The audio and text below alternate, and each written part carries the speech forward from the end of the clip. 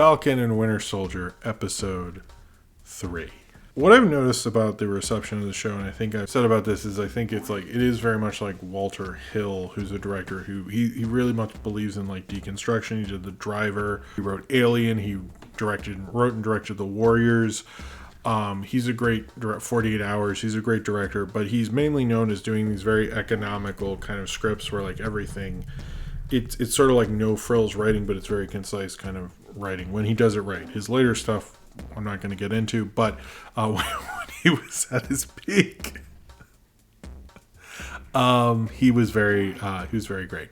But this episode in particular feels like an episode that works if you were watching it all in a row, but separate. It just doesn't feel entirely as alone in itself, which is interesting because it feels like this is the first of the Marvel shows to have an episode that very much feels like a part of the run, basically, but not one you can watch just by itself as much. You know what I mean? That's the way it feels. Again, like the one thing about there's somebody's having an accident apparently. It did sort of feel that way. It was interesting because it does feel like it's more of a part of something.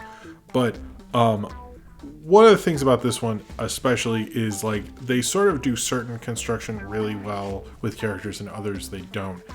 And you can sense that, and I think the problem with these shows is they're like, let's expand on these characters, but they still do the Marvel thing. They're like, but you know these characters, and you want to be like, no, I don't, Marvel. Like, that's why you're doing this. Like, fucking explain it to me. So, like, the thing with Zemo was, like, really funny, because you think of it in if you never read the comics, when he puts on the mask suddenly, you're like, does he do that? He's never done that. And then he's, like, fighting people and, like, getting the car and stuff. I was like, I wish someone had been like, why did you put on that dumb mask all of a sudden? Like, what the fuck is that about, man? Like, that's really weird. Like, why did you just, like, I don't know. It was cool because you know Zemo, the character, does that, but, like, in the comics, but it just, like, it was sort of a weird story element.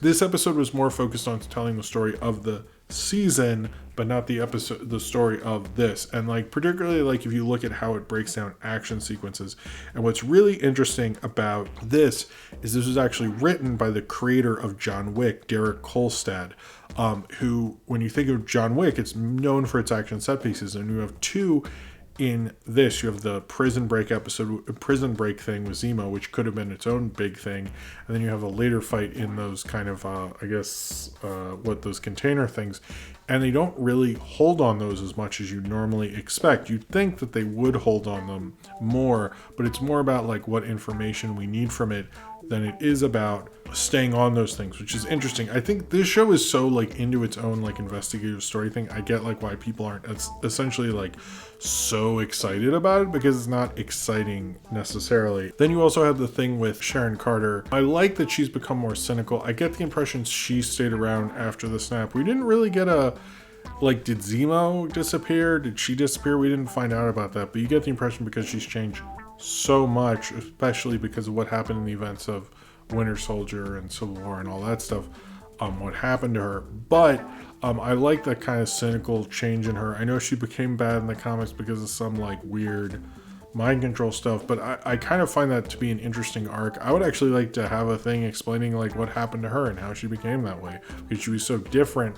Like in Civil War, if you see her like talking about when her mom died and so forth, or her grandmother died, apologies, or an aunt, great aunt, whatever. It was such a turn in that character. And I also like Anthony Mackie being like pretending to be like this pimp character. Apparently Falcon was sort of a street hustler originally, so it's kind of a callback to that. And it did have some things like the Latvia thing. Is that supposed to be like Dr. Doom's Latveria or something? And it seemed to be pointing at certain things, like when Zemo brings up the whole thing with they didn't see the Sokovia tribute or whatever. They didn't see this. It seems to be mentioning a lot of things with symbols that will be important later. And even the thing at the very end, it seems to point out a bunch of problems that are rising, but we don't see we don't get to the end of an act. We don't get to anything like that, but this feels like an important part. It feels like almost weird to review this because it doesn't feel like there's necessarily I felt like I'm watching Act 2 and I'm not watching Act 1 and Act 3. I sort of think it really worked very well with that, and I think that's something that works for this show, is it is so focused on like the story of this whole thing. I went with it, and I really enjoy that. But I get why people don't, because this is like more like a procedural way of doing it and being very economical and watchable. But I do sort of get the vibe that this show would hold up to a rewatch, actually. Like if I were to rewatch all of this in a row, I think it would hold up really well. I almost want to watch it all in a row to see if it does, but it feels that way. It feels like I'm like dropped right back in it. I still feel like we know so much more about Bucky that this is almost the Winter Soldier show. Like we know 100% how he feels about certain things, how he feels about this and that, and then when we look at Falcon, we don't know 100% what's going through his head. He has to explain it a lot of the time. And I feel like that's sort of like, I almost wish this show was just called Winter Soldier, because it doesn't feel like they're going into the psyches of them the same way. And I understand they're different characters, but I wish they found a way to do that. I also probably should listen to Troubling Man by Marvin Gaye on Spotify. I don't know why I haven't done that. I still like this show. I like all its references. I like, maybe we could get a Dr. Doom. Latvia is a real country, but people are saying like where it is with Sokovia, are they saying that's Latveria and things like that? That's, I think, what I heard various people say. I'm, by the way, more excited for Dr. Doom to show up than Wolverine or something, although they had a reference to a Wolverine Captain America issue, which is really cool. Sorry, I got that confused. However, I still like the show. I like where it's going, but this did feel like just like a piece of a story. But I will say, reading into this, I need to go into the Tuskegee Institute stuff. I want to listen. There's a podcast I want to listen to about that. I want to read the thing about the Captain Avenger, the Black Captain America character from a couple weeks ago, things like that. It's like this has piqued a lot of interest for me, and it's a good entrance into a lot of real world interesting issues. And what's interesting about this show versus WandaVision is it's really picking real parts of history and understanding the context of them. And I feel like with WandaVision, it was just like sort of picking things and it didn't really understand why it was using them. And this show feels like it is, and I kind of appreciate that a lot more. So I'm excited to see where this goes, and right now I like where it's going right now. All right.